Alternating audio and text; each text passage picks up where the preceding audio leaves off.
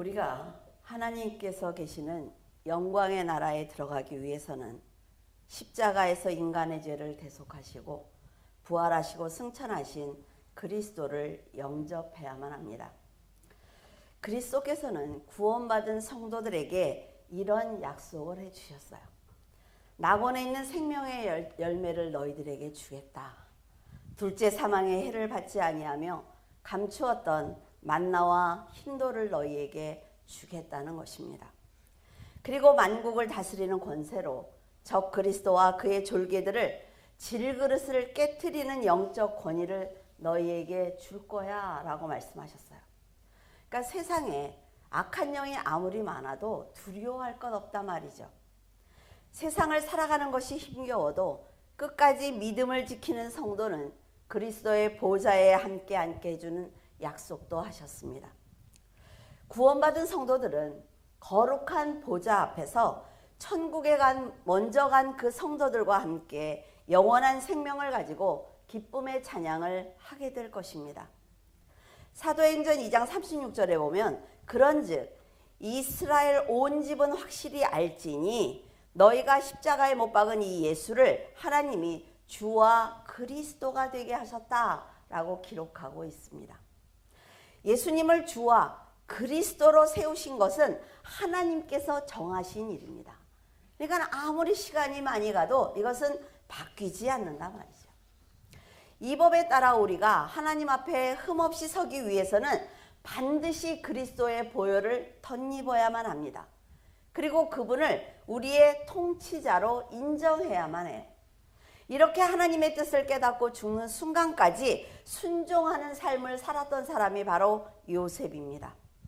창세기 15장 13절 여호와께서 아브라함에게 이르시되 너는 반드시 알라 내 자손이 이방에서 객이 되어 그들을 섬기겠고 그들은 400년 동안 내 자손을 괴롭히리니 이미 그의 인생을 정하시고 알려주신 것입니다.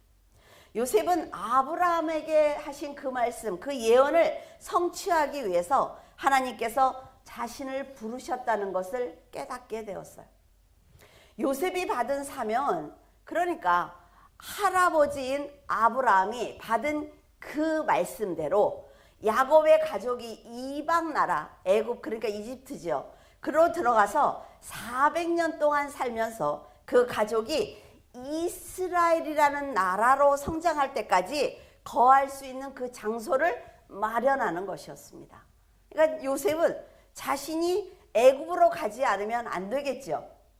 하나님께서는 자식을 낳지 못했던 아브라함에게 하늘의 무뼈를 보여주십니다. 이 사람이 이때까지 자식을 한 명도 낳지 못했어요. 그의 자손들이 이방 나라에서 400년 동안 거주하면서 저 많은 별들처럼 너의 자손들이 저렇게 많게 될 거야 라고 말씀을 하신 거예요. 지금은 그가 자녀가 한 명도 없습니다. 아무것도 없는데 여러분의 통장에 만약에 영원히 근데 하나님께서 이 통장에 네가 정말 이 공을 셀 수 없을 정도로 돈이 들어올 거야. 그러면 어때요? 일단 기분 좋죠. 정말 그런 날이 오면 너무 좋겠죠. 눈이 반짝반짝들 빛나야죠. 이렇게 돈 얘기를 하면. 똑같은 거예요. 지금 아브라함이 자식을 한 번도 낳아보지 않았어요. 그런데 이런 말씀을 하시는 거예요. 100세에 아들을 낳을 것이고 400년이 지나고 나면 너희 후손들이 이렇게 많은 재물을 이끌고 출애굽하게 될 거야 라는 약속을 하셨단 말이죠. 이 말씀은 430년이 되는 날 모세에 의해서 성취가 됩니다. 하지만 아브라함은 하나님께서 직접 말씀하셨는데도 믿어지기도 하고 안 믿어지기도 한 거예요.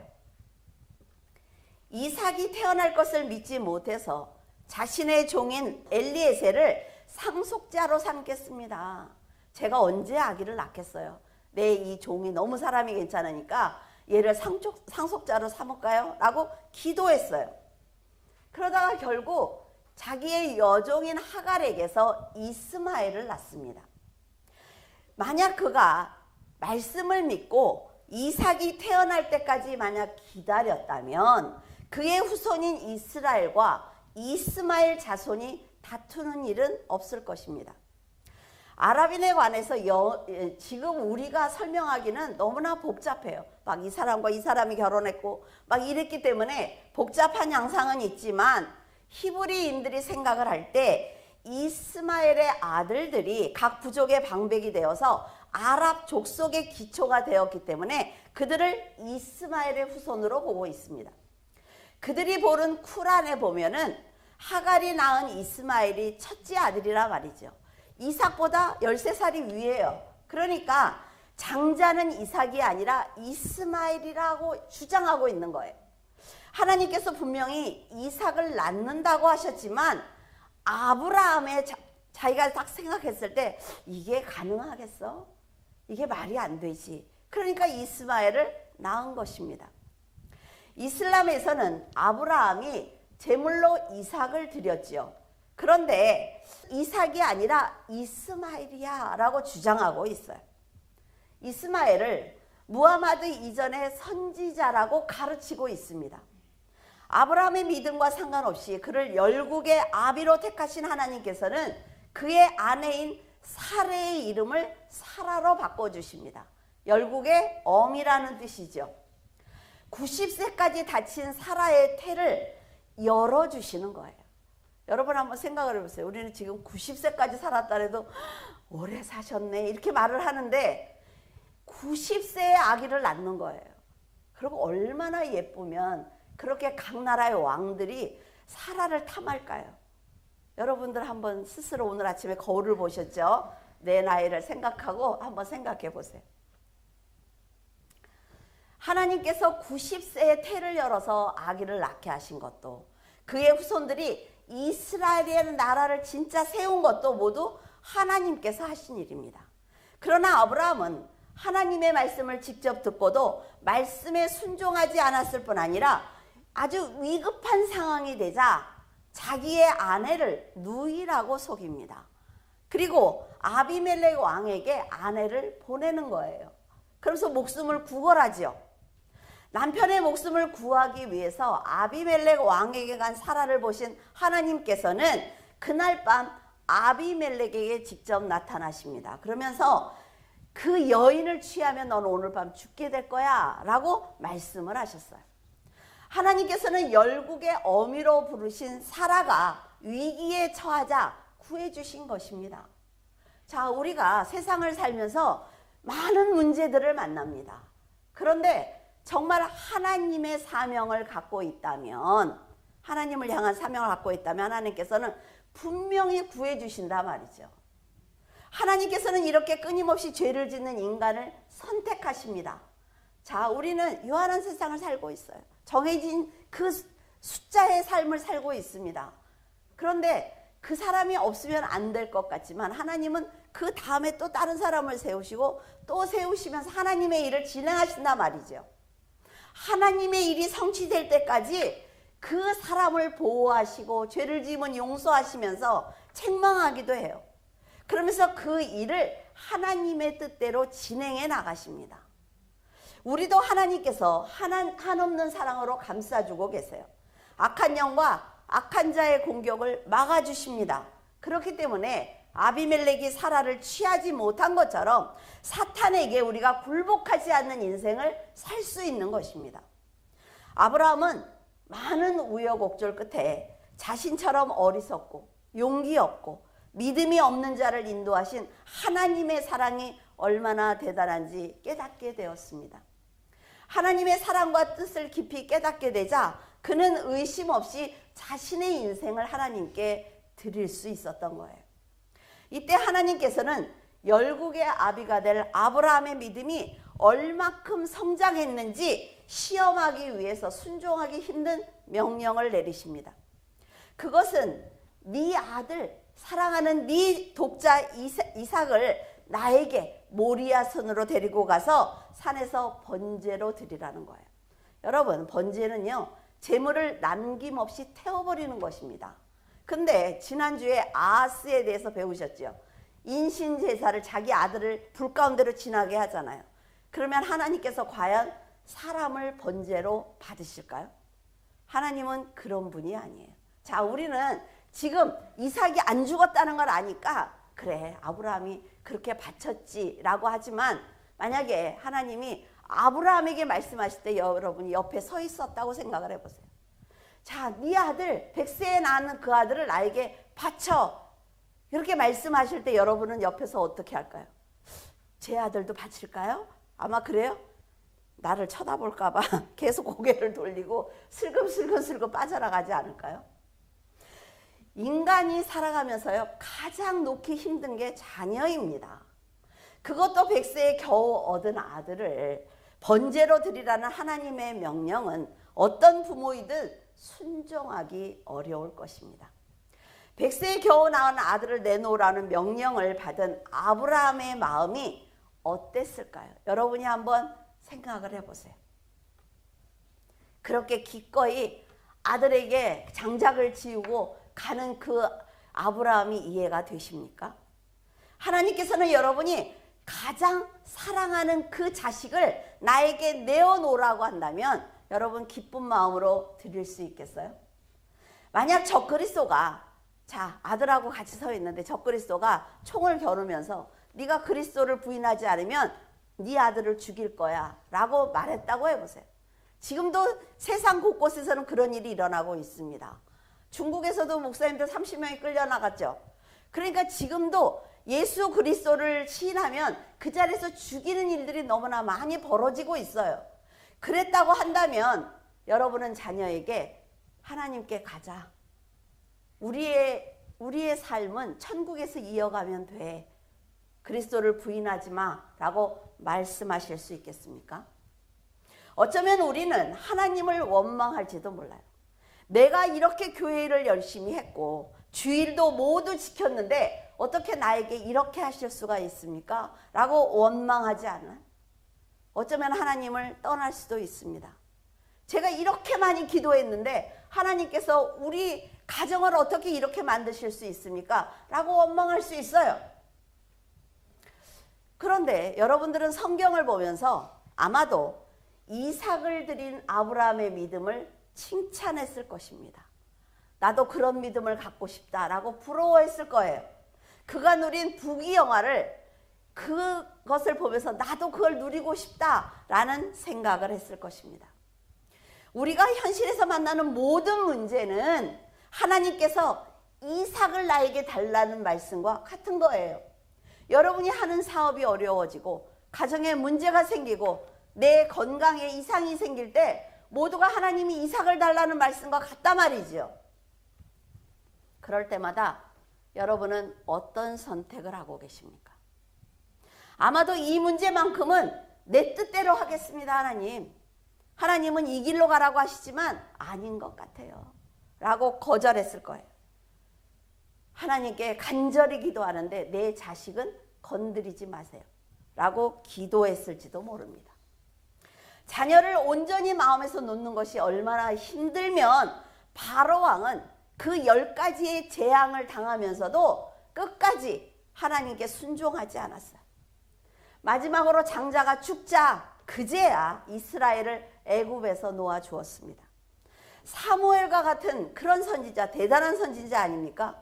그런데 그런 선지자도 아들을 믿음으로 키우지 못했단 말이죠. 다윗 왕은 아들이 서로 죽이고 겁탈하고 이런 죄를 짓는데도 책망하지 못했어요. 하나님보다 자식을 더 사랑하는 그 우상의 마음을 깨지 못하면 결국 하나님을 버리고 떠날 수밖에 없으며 자녀들도 선하게 성장할 수 없습니다. 부모가 본이 되어야 자식도 그 믿음을 따라서 살아간다 말이죠. 하나님께서는 사람을 번제로 받지 않습니다. 양이나 소나 비둘기를 받으시죠. 아브라함에게 이삭을 드려라 라고 명령하시기 전에 이미 순양을 갖다 놓으셨단 말이죠. 열국의 아비라는 큰 복을 주기 위해서 아브라함의 믿음을 확인하고 싶었던 거예요. 이렇게 절대적으로 순종하는 아브라함을 보고 자란 요셉은 하나님께서 어떤 계획을 가지고 자신을 부르셨는지 깨달았습니다. 그리고 기꺼이 순종했어요. 어느 날 요셉은 형들이 자기에게 절하는 꿈을 꿉니다. 그래서 형들에게 그 얘기를 해요. 아, 형들이 나에게 절하는 꿈을 꾸었습니다. 그러자 형들이 얼마나 기분이 나쁘겠어요. 그러니까 요셉을 늘 시기했던 그 형들은 이스마엘 상인들에게 그를 팔아버렸습니다. 하지만 요셉은요, 하나님께서 나를 애굽으로 보내시기 위해서 형들의 질투를 도구로 사용하고 있구나라는 것을 알고 있었습니다. 그러니까 형들이 믿지 않은 거예요. 자기들이 지금 무슨 행동을 하고 있는지 미처 깨닫지 못하기 때문입니다. 하나님께서는 함께 일할 동역자를 부르실 때 가장 먼저 그 사람의 인간의 의의를 버리게 하십니다. 우리가 우리의 의의를 버리지 않으면 하나님의 일을 할 수가 없어요. 내 생각이 너무나 강하면 모든 것에 걸림돌이 된단 말이죠. 그러니까 하나님의 일을 하기 위해서는 자, 십자가를 보세요. 하나님과 나와의 관계가 일단 먼저 서야 합니다. 내가 하나님의 뜻대로 살겠다는 생각을 가지고 있어야 돼요. 그래야만 자, 내 믿음의 형제들과 하나가 될 수 있는 거죠. 지금 요셉은 자기의 의의를 다 버렸어요. 하나님의 뜻이라면 하나님께서 내 할아버지에게 말씀하신 그 예언이 나로 인해서 성취가 된다면 나는 순종하겠다는 것입니다. 세상을 향한 욕심과 고집과 감정을 버리게 하시고 보이지 않는 하나님의 나라를 소망하도록 지혜를 주셔서 하나님의 뜻을 깨닫게 하시는 거예요. 그래서 모든 일이, 더구나 교회에서 하는 일은 내 뜻과 다를 수 있습니다. 왜? 내가 세상에서 잘 나가는 사람이거든요. 근데 교회에 왔더니 이거는 상식적으로 생각해도 있을 수 없는 일이야 라는 생각을 할 수 있단 말이죠. 그러나 그것이 하나님께서 원하시는 일이라면 나를 버리고 해야 되는 것입니다. 왜? 하나님은 우리보다 훨씬 앞을 보고 인도하시기 때문에 해야 되는 거예요. 세상을 위해서 살던 사람이 하나님의 부름을 받고 육의 본능을 이겨내기 위해서 자신을 쳐서 복종하는 자체가 뭐예요? 고난입니다. 아침에 더 자고 싶은데 아침에 일어나서 교회를 나오는 거 고난이에요. 정말 다들 놀러 가는데 나도 가고 싶은데 예배 드리러 오는 거 고난입니다. 그러나 하나님께서 정하신 법이기 때문에 우리는 하나님을 만날 때까지 하는 거예요. 사람들은 말씀에 어긋난 인간의 욕심과 정욕을 갖게 되었기 때문에 탐욕과 교만 그리고 세상의 지식과 사상을 버리는 것이 결코 쉽지 않습니다. 그럼에도 요셉은 하나님의 백성이 거할 고센 땅을 얻기 위해서 이스마엘 사람들에게 팔려가야 됐어요. 또다시 거기서 애굽의 시위대장 보디발에게 노예로 팔려가게 되었습니다. 형들은 아버지가 요셉을 더 사랑했기 때문에 질투하는 마음에 그를 팔았단 말이죠. 그러니까 하나님이 뭐를 다 이용하시는지 알겠죠? 여러분, 질투는 누구나 할 수 있습니다. 질투와 복수심과 정욕과 욕심은요, 굉장히 위험한 것입니다. 질투가 이성을 잃게 하면요, 용서받을 수 없는 죄를 짓게 됩니다. 사람을 질투하기 시작하면 모든 일에 그 사람이 생각이 나는 거예요. 내가 살아가는 모든 일에. 그러니까 그 사람보다 내가 훨씬 나아야 되는 거죠. 근데 그게 가능합니까? 사람이 다른데. 그러니까 질투를 할 때 내 이성을 잃으면 절대로 안 되는 거예요. 근데요, 하나님께서는요, 형들의 질투를 사용하십니다. 그래서 예언을 성취하시는 거예요. 하나님의 뜻을 깨달은 요셉은 노예로 살았지만 불평하지 않았어요. 형들에게 복수해야지 하는 마음을 갖지 않았죠. 내가 어떻게 하면 이 애굽, 여기 이집트에서 내가 하나님의 일을 감당할 것이냐, 거기에만 관심을 갖고 있었어요. 이것을 본 사탄은 이런 생각을 합니다. 요셉이 끝까지 믿음을 지킨다면 이 땅에서 이스라엘이라는 나라가 세워질 수밖에 없어. 그러니까 마지막 방법을 선택하는 거예요. 사탄이 하는 마지막 방법이 뭐라 그랬어요? 음란입니다, 여러분. 음란이에요. 그래서 음란을 통해 요셉을 실족시키려고 했습니다. 사탄의 도구가 된 보디발의 아내는 끊임없이 요셉을 유혹하는 거예요. 하지만 그는 죄를 짓지 않기 위해서 단호하게 거절합니다. 근데 자, 성도가 믿음을 지키기 위해서 받는 고난도 있습니다. 그런데 이 고난, 요셉이 받는 고난은 뭐예요? 감옥에 들어가는 것입니다. 만약 요셉이 보디발의 아내의 유혹을 받아들였다면 그는 하나님께 잠시 죄는 짓겠지만 세상에서 풍요롭고 평안한 삶을 살 수가 있습니다. 요셉이 총리가 되기 전에 겪어야 했던 이런 사건들은 하나님을 사랑하는 성도들에겐 당연한 것입니다. 그래, 감옥에 들어가도 나는 하나님께 죄를 짓지 말아야지 라는 생각을 하지요. 그런데 아쉽게도 요즘 사람들은 그것보다는 고난을 당하지 않기 위해서 쉬운 방법을 선택하고 있어요. 그러니까 교회들이 무너지는 것입니다. 성도가 아니라 말이에요. 지금은 요셉이 감옥을 선택했을 때 하나님께서는 놀랍게도 감옥에서 애구방을 만날 수 있도록 모든 것을 준비해 두셨어요. 매 순간 하나님을 중심으로 결단하는 요셉을 보면서 느끼는 것은 세상에서 살기 위해서는 어쩔 수 없어. 내가 죄를 지을 수밖에 없어. 타협할 수밖에 없어. 저들과 함께 어울려 놀 수밖에 없어 라고 말하는 사람들과 전혀 다른 선택을 한다는 것입니다. 사람은 자신의 작은 이익에 따라서 행동하지만 하나님께서는 한순간에 그의 삶의 방향과 환경을 한순간에 바꿔주세요. 우리가 이걸 믿느냐는 거죠. 지금 요셉을 보면서 우리가 배워야 될 것이 바로 이것입니다. 자, 다 죽을 것 같아. 이렇게 살다 나 망할 것 같아. 그런데 하나님께서는 그의 중심을 보고 계신단 말이죠. 얘는 끝까지 나를 배신하지 않을 거야. 자, 그렇게 죽을 것 같은데 전화벨이 울려요. 그 일이 해결되었습니다. 단 5초 차이에 바뀌어진단 말이에요. 하나님께서 그걸 하실 때까지 믿어야 되는 거예요. 우리는. 보디발의 아내는요, 요셉이 계속 자신을 거부하니까 모든 죄를 요셉에게 뒤집어 씌웁니다. 저 사람이 내 방까지 와서 나를 겁탈하려고 한다. 그러니까 요셉의 선한 결정은 도리어 감옥에 갈 수밖에 없는 큰 고난으로 이어지는 거예요. 만약 요셉이 선한 결정을 하지 않았다면 그는 총리가 되지 못했을 것입니다. 하나님께서는 요셉이 그가 고난으로 끝까지 몰아붙여도 나를 배신하지 않는다는 걸 알고 계세요. 알고 있으니까 얘가 나를 배신하지 않을 거야. 얘는 결국 감옥에 들어올 거니까 감옥에서 일을 만드시는 거예요. 사람을 준비하시고 모든 계획을 준비하시는 것입니다. 하나님이 이걸 우리에게 보여줄 때까지 믿어야 된다는 거죠. 감옥에서 만난 술 관원장과 떡 관원장은 비슷한 꿈을 꾸었습니다. 요셉이 해봉해 준 대로 목숨을 구한 술 관원장이 말하기를 내가 반드시 이 은혜를 갚겠습니다.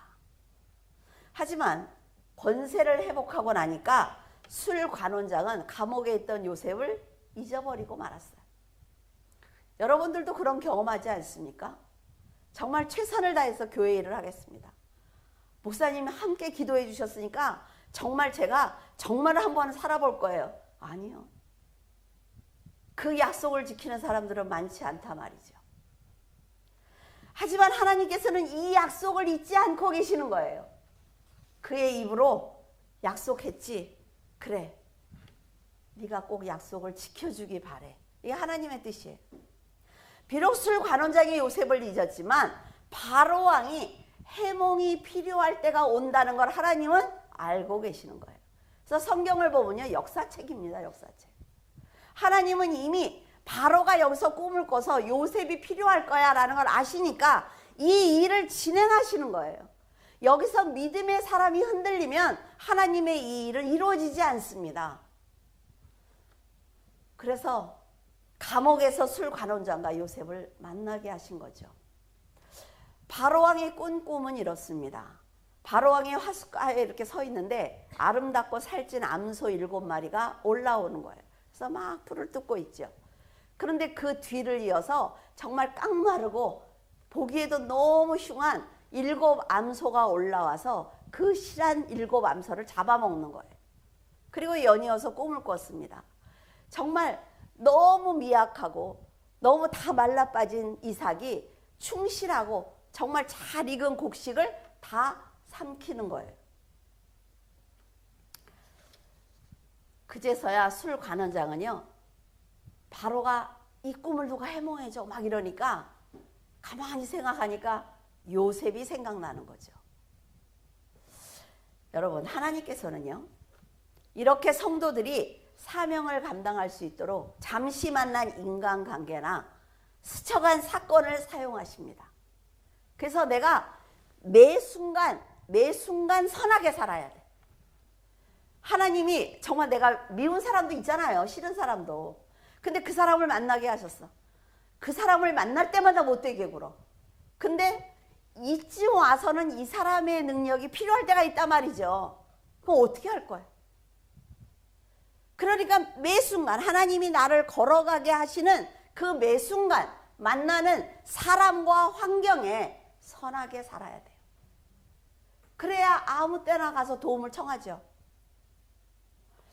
하나님께서는 지금 만난 사람에게 도움을 주거나 받게 하십니다. 스쳐간 그 사건이 다음 사건의 열쇠가 될 수 있도록 하시기도 해요. 바로 왕에게 불려간 요셉은 내가 이 꿈을 당신을 위해서 내가 해몽을 해주겠는데 이건 제가 하는 게 아닙니다. 만왕의 왕이신 하나님께서 당신에게 모든 계획하에서 이 꿈을 해몽해 주실 건데 저한테 감사하는 게 아니라 하나님께 감사하기를 바랍니다 라고 말을 합니다. 해몽을 들은 바로 왕은 요셉이 너무나 지혜가 충만하단 말이죠. 그러니까 그를 총리로 세우는 거예요. 여러분은 이 사건을 통해서 요셉이 총리가 된 것만 보시면 안 돼요. 우리 아들이 총리가 됐으면 좋겠다. 요셉처럼 총리가 되게 하옵소서. 그러면 감옥에 가야 되는데. 근데 그것만 본단 말이에요. 그것만. 총리가 된 것만.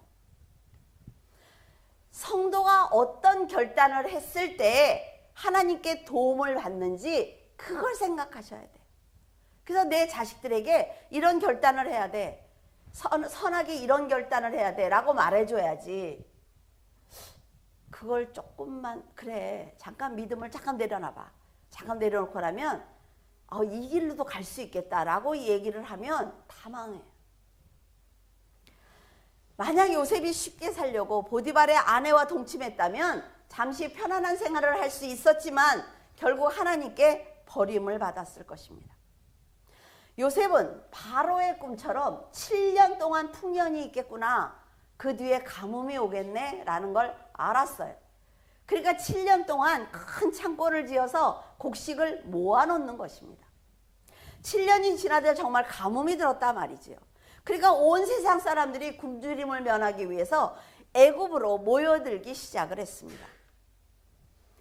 가나안에서 살고 있던 애굽과 그의 아들들도 곡식이 떨어지니까 양식을 사기 위해서 가나안을 버리고 애굽으로 왔어요.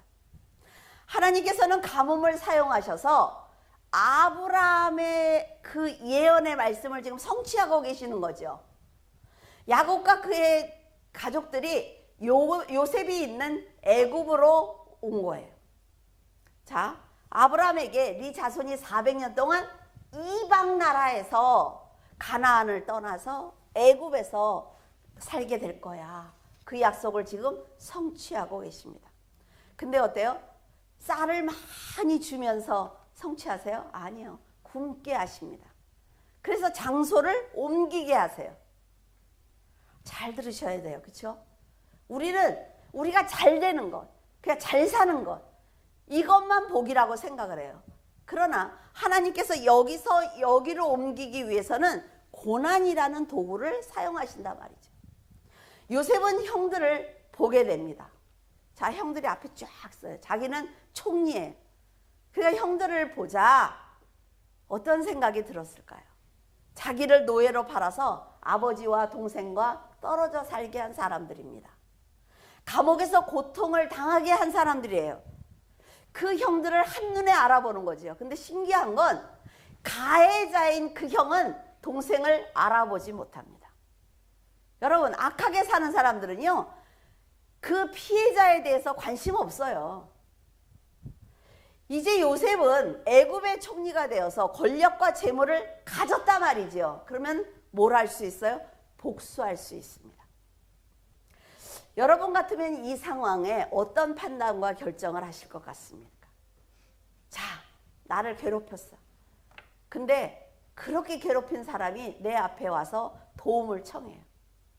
나는 얼마든지 도와줄 수 있어. 그럴 때 여러분 어떤 생각을 하실 것 같아요? 하나님의 계획을 알고 있던 요셉은 두려움에 떠는 형들에게 이렇게 얘기를 합니다. 당신들이 나를 이곳에 판 것에 대해서 근심하지 않기를 바랍니다. 왜? 하나님께서는 가족의 생명을 구원하시기 위해서 나를 이곳에 먼저 보내셨기 때문이에요. 당신들은 인간적으로 비록 나를 질투하고 미워했지만 그게 다가 아니라 말이죠. 그 질투를 이용해서 내가 이곳에 올 수밖에 없게 하나님이 하신 것입니다. 당신들이 만약 아무리 나를 미워해도 하나님께서 허락하지 않으면 절대로 애굽으로 팔려오지 않았을 것입니다. 얼마나 멋있어요. 엄청난 고난을 겪고도 형제들을 위로하는 말을 하는 요셉을 보면서 하나님께서는 어떤 인격을 가진 사람을 사용하는지 우리가 배울 수 있다 말이죠. 성도는 요셉처럼 하나님을 중심으로 세상을 멀리 볼 줄 알아야 합니다. 요셉처럼. 자, 우리가 요셉이라는 성경을 그냥 읽으면서 그냥 막 넘어가면 이 성경은 우리에게 필요 없어요. 요셉이 어떻게 살았는지, 어떤 결정을 했는지, 어떤 깨달음을 가졌는지, 그가 세상을 보면서 어떤 판단을 하는지 우리가 배워야만 하나님의 뜻대로 살아갈 수가 있는 거예요. 성경은 성경이고 나는 나야. 성도들하고 대화를 이렇게 하다 보면 그 성경에 그거 있잖아요. 그러면 그래요? 그게 나하고 상관이 있어요? 아무 생각이 없단 말이에요. 아무 생각이. 창세기 47장 27절에 보면 이스라엘 족속이 애굽 고센 땅에 거주하며 거기서 생명을 얻어 생육하며 번성하였더라. 이게 너무 중요한 얘기. 고센 땅에 거주하게 된 야곱의 가족은 가뭄으로 고통을 당하는 세상 사람들과 전혀 다른 삶을 살고 있습니다. 누구에게 보호를 받고 있어요? 하나님이 아니에요. 바로 왕에게. 세상의 왕에게 도움을 받고 있는 거예요. 그 왕이, 세상의 왕이 그들을 보호하면서 평안을 누리게 합니다. 근데 이들이 누구예요? 하나님의 백성입니다. 우리가 세상을 살고 있지만 하나님의 도움을 이렇게 받아야 된다 말이죠. 세상만 보고 두려워하면 질 수밖에 없는 거예요. 믿음을 버릴 수밖에 없습니다. 세상이 빨리 흘러가고 세상이 어두워도 상관없어요. 믿음의 사람에게는. 왜? 우리는 이미 정해진 결말이 있단 말이죠. 이것이 바로 하나님을 믿는 성도들이 누리는 사랑이고 은혜입니다. 요셉은 고난을 당할 때 불평하지 않았어요. 그리고 복을 받을 때는 교만하지 않았습니다. 이걸 꼭 기억하셔야 돼요. 내가 잘 될 때는 절대로 교만하면 안 돼요. 왜? 반드시 어려움이 있으니까. 내가 지금 잘 살아서 다 끝났어요. 난 너무 좋아요. 나는 아무 걱정이 없어요. 아니요. 10걸음만 걸어가면 고난이 기다리고 있어요. 내가 지금 고난을 당하고 있어요. 좌절합니까? 아니요. 하나님을 믿고 걸어다가 보면 10걸음 걸어가면 거기 평안이 있어요. 이게 인생이라 말이죠. 어떤 환경에서도 자신의 처지와 형편은 하나님께서 허락하신 것을 알고 최선을 다해서 인내하며 믿음으로 살아내야 합니다. 이게 성도예요. 요셉은 형들이 하나님과의 관계를 회복할 수 있도록 자비를 베풉니다. 멋진 사람 아닙니까? 하나님의 예언의 말씀이 성취되도록 자기를 버리는 거예요. 자기의 생각을 버립니다. 자기의 지식과 사상을 다 버리는 거예요. 이런 사랑을 가지고 자신을 버리신 분이 바로 예수 그리스도입니다. 24절에서 25절 능히 너희를 보호하사 거침이 없게 하시고 너희로 그 영광 앞에 흠이 없이 기쁨으로 서게 하실 이 곧 우리 구주 홀로 하나이신 하나님께 우리 주 예수 그리스도로 말미암아 영광과 위엄과 권력과 권세가 영원전부터 이제와 영원토록 있을지어다. 아멘. 예수 그리스도께서는 우리가 하나님 앞에 흠없이 설 수 있도록 하나님의 영광과 위엄과 권력과 권세를 덧입혀 주셨습니다. 지금 TV를 틀어보세요, 여러분. 아주 점쟁이 무당들이 난리도 아니에요. 왜 그래요? 말세라 그렇습니다. 그런데 이렇게 하나님의 영광과 위엄과 권력과 권세를 덧입은 우리들은 한마디도 못하고 있단 말이에요. 그들은 나와서 막 떠들고 있는데 우리는 한마디도 못하고 있어요. 그리스도께서 우리를 위해 자신을 희생하지 않았다면 우리 같은 죄인이 어떻게 감히 하나님께 찬양과 영광을 올려드릴 수 있겠습니까? 여러분은 그리스도가 없는 삶을 생각해 보신 적이 있으세요? 우는 사자처럼 삼킬 자를 찾아다니는 그 사탄을 그리스도가 없이 어떻게 이겨낼 수가 있어요? 여러분, 귀신 들린 사람 눈을 보신 적이 있습니까? 눈을 딱 마주치는데 그 눈이 얼마나 무서운 줄 알아요? 근데 거기서 제가 만약에 무서워하면 지는 거예요. 그 귀신 들린 사람이 저하고 눈이 딱 마주쳤어. 제 방에 앉았어요. 그 사람이 왔으니까. 그래서 마주 보는데 그 사람이 뭐라는 줄 아세요? 왜 눈동자가 흔들리세요? 나한테 이렇게 얘기해요. 아니요. 제가 지금 당신을 보는 그 영은 제가 보는 게 아닙니다. 성령께서 함께 하시는 거예요. 근데 가만히 있어요. 그때부터. 우리는 이렇게 흔들리고 있단 말이죠. 사탄이 얼마나 잘 아는 줄 알아요? 그래서 이사야 선지자는 예수님이 이 땅에 태어나실 700년 전에 예언을 합니다.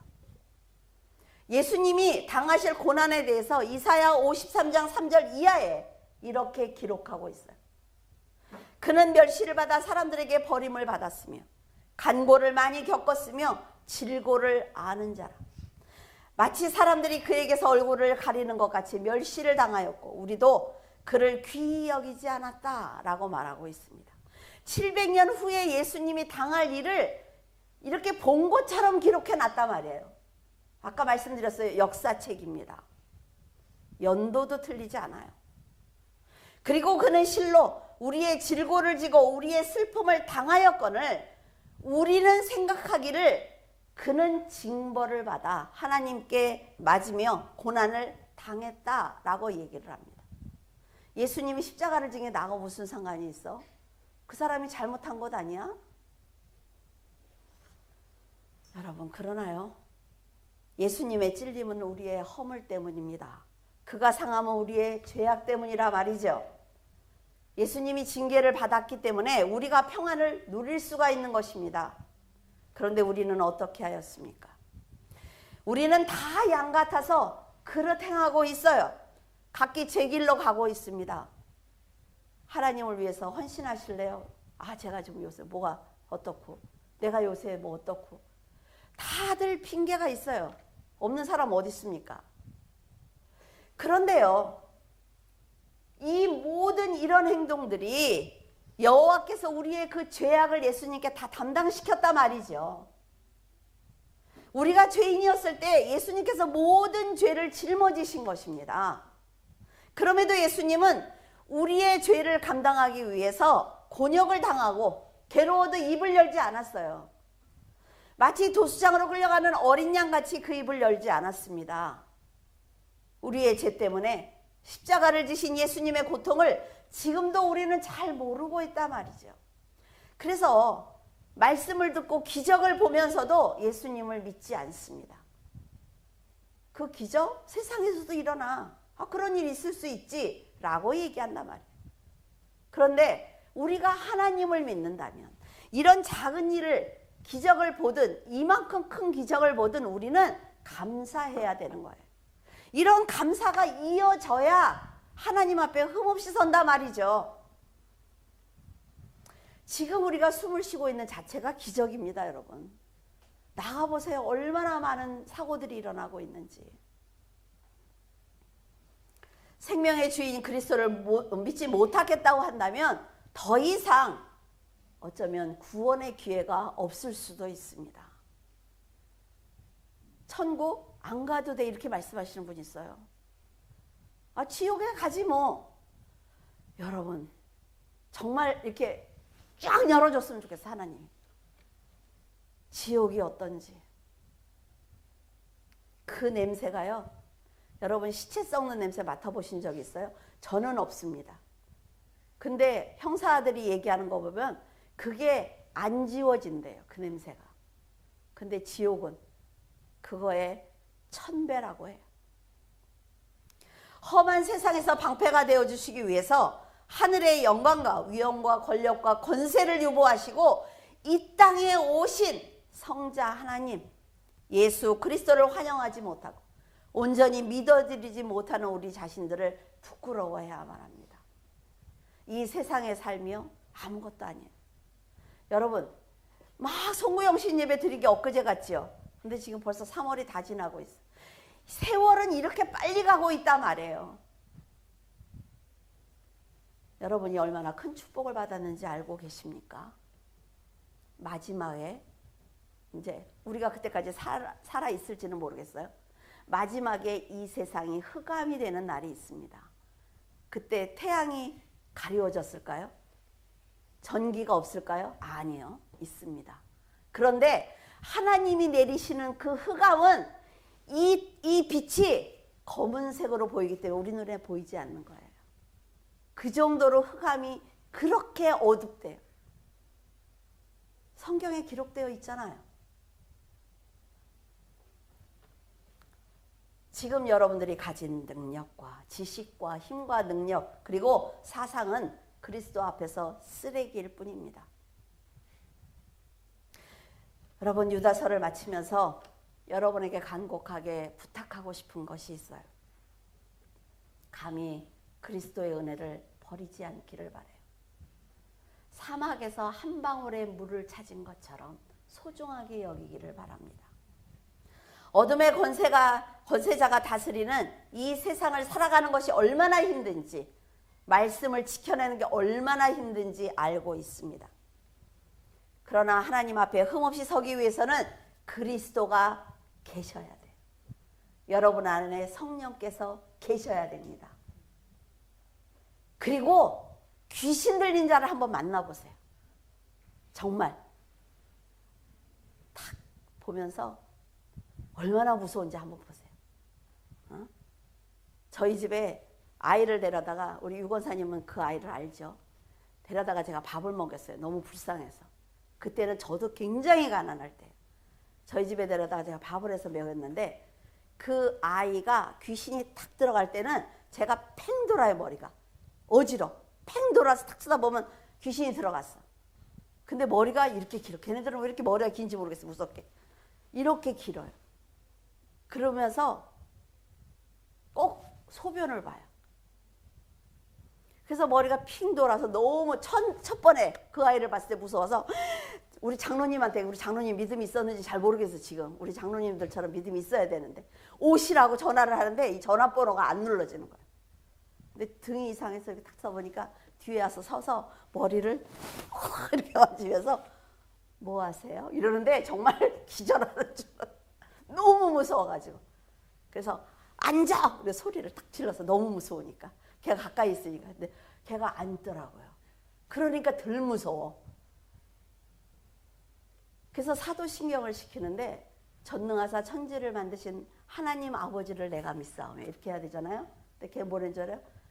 전능하사 천지를 만드신 하나님 아버지가 나를 믿사오며 10번을 고쳐줘도 안 돼. 그러면서 웃어 깔깔거리고 웃어요. 그 아이를 뭔 배짱으로 이렇게 한 1년 이상을 데려다 밥을 먹였는지 모르겠어요. 귀신들이 더 잘 알아요. 귀신들이 훨씬 더 잘합니다. 예수님이 그리스도라고 귀신들이 고백을 하잖아요. 제자들은 뒤늦게 아는데 귀신들이 먼저 안단 말이에요. 지금 이런 영적인 치열한 세상에서 우리가 살아가고 있는 거예요. 그런데 놓치면 예수님을 놓치면 악한 영들에게 넘어질 수밖에 없다는 말씀을 드리는 거예요. 하나님의 특별한 사랑을 받고 있는 여러분은 유다가 간절히 부탁한 말씀을 기억을 해서 그리스도를 잘 섬기기를 바랍니다. 기도하겠습니다. 전능하신 하나님 아버지, 깊은 감사를 드립니다. 유다서 강해를 하면서 하나님께서 죄인을 구원하기 위해 창세전부터 지금까지 얼마나 많은 은혜를 주셨는지 깨닫게 되었습니다. 저희들 하나님의 뜻대로 사는 자녀가 되게 하시고 눈앞에 펼쳐지는 일만 보는 것이 아니라 우주 만물을 다스리시는 하나님의 계획과 섭리를 깨닫고 그 일에 동참하는 하나님의 동역자가 되게 하여 주시옵소서. 세상은 급하고 빠르게 달려가고 있으니 감당하지 못할 지식들이 넘쳐나고 있지만 저희 성도들은 그 중심의 말씀을 세우고 흔들림 없이 주님만 바라볼 수 있도록 도와주시옵소서. 물줄기 교회 성도들의 삶을 주장하여 주시사 물질과 건강을 채워주셔서 세상과 타협하지 않고 오직 이 땅에 하나님의 나라를 세우는 용사가 될 수 있도록 도와주시옵소서. 악한 자와 악한 영을 물리쳐 주시고 언제나 돕는 사람들과 성령께서 함께 하셔서 평강을 누리는 부활의 삶을 살 수 있도록 도와주시옵소서. 언제나 성도를 사랑하시는 우리 주 예수 그리스도의 이름으로 기도드립니다. 아멘.